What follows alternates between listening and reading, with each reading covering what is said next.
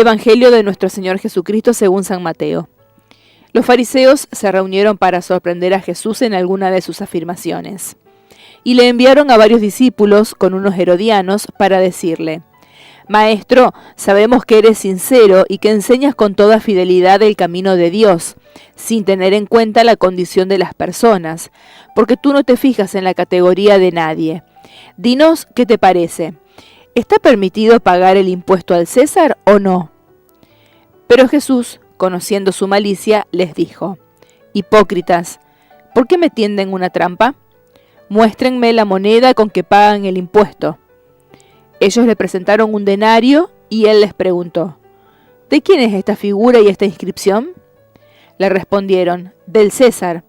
Jesús les dijo: Den al César lo que es del César y a Dios lo que es de Dios. Palabra del Señor. Hola amigos y amigas, siempre que escuchamos la palabra de Dios, escuchamos la voz de Dios. Y esa voz de Dios es para el bien del hombre. Siempre Dios nos habla para darnos vida, para hacernos dar cuenta quiénes somos nosotros, para recuperar nuestra identidad. Dios habla al hombre para el bien del hombre. Toda palabra de Dios es una palabra de sanación, de recuperación, de búsqueda de la dignidad del hombre. En este caso, este texto que acabamos de leer tiene muchas interpretaciones. Estas expresiones finales del Evangelio de hoy, den al César lo que es del César y a Dios lo que es de Dios, ha tenido en la historia diversas interpretaciones. Se ha utilizado a veces ese texto para decir que, bueno, el Estado y la Iglesia tienen cada uno lo suyo, que la Iglesia no tiene por qué meterse en cuestiones de gobierno, en cuestiones políticas, que la Iglesia se dedique solo a lo que corresponde estrictamente lo litúrgico, que haga procesiones, que influya en la gente en devociones de los santos y nada más, que no puede la Iglesia inmiscuirse en cuestiones políticas ni hablar de la política, porque eso le toca al Estado regular todo eso y por lo tanto nada tiene que decir la Iglesia sobre eso. Muchas veces se ha utilizado entonces este texto para dar este fundamento, por supuesto mal utilizado, nada tiene que ver este texto con este tipo de interpretaciones. O muchas veces se ha utilizado este Evangelio haciendo una lectura un tanto fundamentalista como miembros de la Iglesia, valiéndonos de este texto para pensar que la Iglesia puede y debe meterse en cuestiones, diríamos, de gobierno directamente, como si la teocracia, como si fuera un gobierno que respondiera a principios religiosos desde el punto de vista institucional, y que entonces el gobierno se realizara desde una institución religiosa. Todas estas interpretaciones de relación entre el Estado y la Iglesia, entre el orden social, civil y el orden religioso, a veces se ha utilizado este texto para fundamentar algunas actitudes a favor o en contra de estas relaciones entre Iglesia y Estado. Vamos a tratar de buscar la mejor interpretación de este texto, de esta palabra que acabamos de escuchar. Vamos a ver un poco lo que sucedía en la época de Jesús. Sabemos que en el momento en que Jesús vivía, en el momento en que Jesús vivió, los judíos estaban bajo el dominio de los romanos. Y el emperador de Roma exigía a todos los súbditos de su imperio que pagaran un impuesto a aquellos que habían cumplido ya los 14 años si era hombre y los 12 si era mujer, hasta los 65 años, un impuesto, una contribución de un denario anual. Sabemos que así como en el Imperio Romano existían muchísimos esclavos, estaba diseminada esta situación de esclavitud, también había impuestos muy odiosos. Siempre que hablamos de impuestos, hablamos de una situación no del todo aceptada por los ciudadanos. Cuando hablamos de impuestos, a todo el mundo le crea, diríamos, un cierto ruido hablar de impuestos. Pero los impuestos que se imponían a los judíos de parte de los romanos eran ciertamente demasiado exagerados, había impuesto para todas las cosas, muchísimo dinero se iba de parte de los ciudadanos de los judíos, se iba el impuesto, y entonces esto le creaba a la gente una cierta rebeldía, y es como que siempre estaban en contra de esta imposición, diríamos, del gobierno del Imperio Romano. ¿Con qué se pagaba el impuesto? Con una moneda que tenía dos partes, como toda moneda, tiene dos caras. En una de ellas decía Tiberio César Augusto, hijo del divino Augusto. Y de la otra cara decía Romano Pontífice. En una de las caras estaba dibujado, impreso el rostro del César, de Tiberio, que gobernaba el Imperio Romano. En la otra de las caras estaba la imagen de una mujer sentada. Quizá hubiera representado el signo de la paz, esta mujer sentada, donde decía Romano Pontífice. Este denario, esta moneda, era la que se utilizaba para pagar los impuestos que obligatoriamente tenían que pagar los judíos. Los judíos muchas veces eran víctimas de censos que hacían los romanos para saber cuánto dinero podían obtener. Se hacían censos. Para los judíos un censo era una cachetada realmente. Ser censados era como pensar que los seres humanos podían ser contados. Y ser contados significa someterse a un gobierno humano.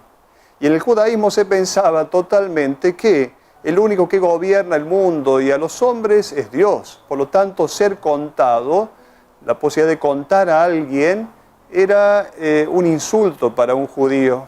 Recordemos un texto del Antiguo Testamento, cuando David manda a hacer un censo y finalmente se arrepiente de ese censo, porque el único dueño de la vida humana es Dios. Contar, hacer un censo, puede significar apropiarse de las personas. El único dueño de la vida humana es Dios.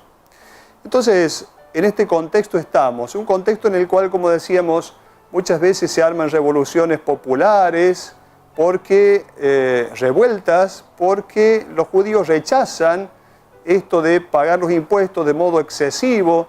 Y en este caso se juntan, según el Evangelio de hoy, se juntan dos grupos que políticamente estaban enfrentados. Pero muchas veces sucede cuando hay que enfrentarse a un tercero, los grupos, aunque sean enemigos, se unen. Y en este caso eran los herodianos y los fariseos. Los herodianos, como su palabra lo dice, estaban a favor de Herodes, que representaba el gobierno romano en ese lugar. Estaban a favor de Herodes y entonces, ellos fomentaban, de alguna manera, sostenían las ideas del gobierno del poder romano en ese lugar. No así los fariseos. Los fariseos no fomentaban para nada esto. Por lo tanto, eran dos grupos opuestos en pensamiento. Sin embargo, en ese momento se unen para probar a Jesús, para poner a prueba a Jesús, para poner en una encrucijada, para tenderle una trampa a Jesús, para poner en un aprieto a Jesús. Jesús es puesto en aprieto. ¿Cuántas veces nosotros, como Jesús, somos puestos en aprieto? Y Jesús luego va a salir de esta circunstancia dificultosa, no respondiendo lo que ellos quieren, sino diciendo lo que Él quiere decir. Jesús se vale de esta situación dificultosa para enseñar algo, para dar a conocer algo. Jesús no les da con el gusto. Él está puesto en una situación de aprieto. Si Él dijera frente a esto, ¿tenemos que pagar los impuestos o no? ¿Tenemos que pagar los impuestos o no?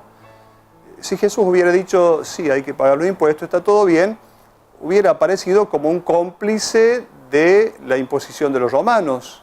Si Jesús hubiera dicho, no hay que pagar los impuestos, entonces hubiera aparecido inmediatamente como un rebelde, un opositor de aquello que los romanos venían haciendo. Entonces Jesús no da una respuesta directa, no les da con el gusto, podríamos decir, sino que utiliza una salida, como tantas veces tenemos que hacer nosotros en nuestra vida cotidiana, utilizando con sabiduría salomónica alguna salida, algún tercer camino no embretándonos, así hace Jesús. Jesús no se queda embretado en aquello que le ponen como prueba.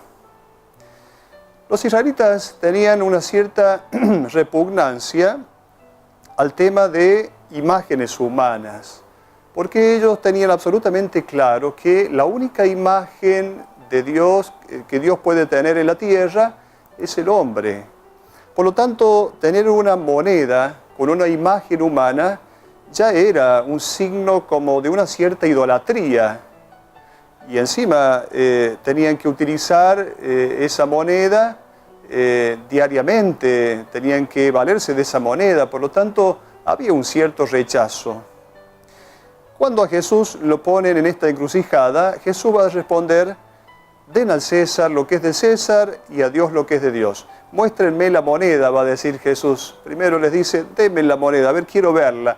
Jesús no llevaba consigo alguna moneda de esas, pero aquellos que lo ponen a prueba, sí tienen seguramente en algún lugar de su ropa, tienen guardada alguna de estas monedas. Entonces Jesús les hace ver esta moneda y da esta sentencia: den al César lo que es del César y a Dios lo que es de Dios. El primer mensaje que Jesús quiere dar es claro.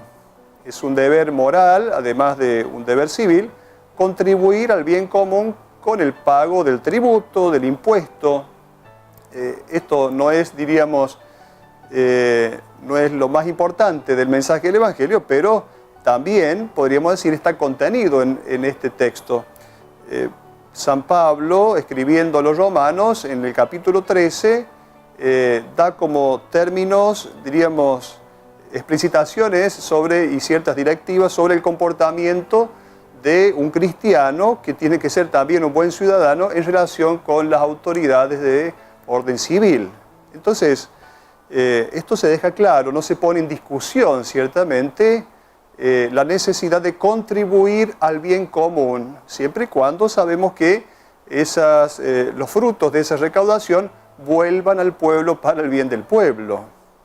Entonces, lo interesante es que Jesús quiere valerse de esta ocasión para decir que hay que darle a Dios lo que es de Dios. El texto que nosotros leemos en español dice darle a Dios lo que es de Dios. En realidad, el texto original dice restituir, se utiliza el verbo restituir, restituir a Dios lo que es de Dios.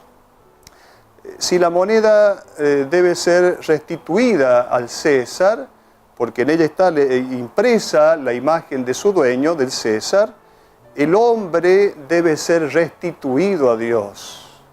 Y aquí está esta hermosa interpretación que podemos darle a lo que Jesús quiere decir. ¿Qué significa restituir a Dios lo que es de Dios? Podríamos preguntarnos entonces, ¿qué es de Dios? ¿Quién es aquel ser que corresponde a Dios? El hombre es de Dios. Entonces, dar a Dios lo que es de Dios significa dar al hombre la dignidad que le corresponde. El hombre es la única criatura en quien está impreso el rostro de Dios. El hombre es sagrado. Nadie puede apropiarse de esta imagen, de esta imagen de Dios que es el hombre. Está hecho a imagen y semejanza de Dios. Por lo tanto, no podemos apropiarnos y tenemos que restituir a Dios lo que es de Dios. Quien hace suya esta imagen de Dios que es el hombre, quien la hace suya esclavizándola, sometiéndola, oprimiendo al hombre, explotando al hombre, usando al hombre como objeto, en realidad debe restituir inmediatamente a su Señor esta imagen, porque se ha adueñado del hombre. El hombre se adueña del hombre y por lo tanto debe restituir a Dios, porque de una manera dañina se ha adueñado del mismo hombre. Por eso, dar a Dios lo que es de Dios, podríamos decir lo que pensaba San Ireneo: la gloria de Dios es la salvación del hombre, es la felicidad del hombre.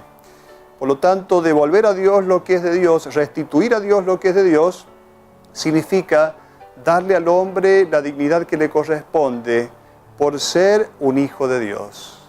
Hasta la próxima.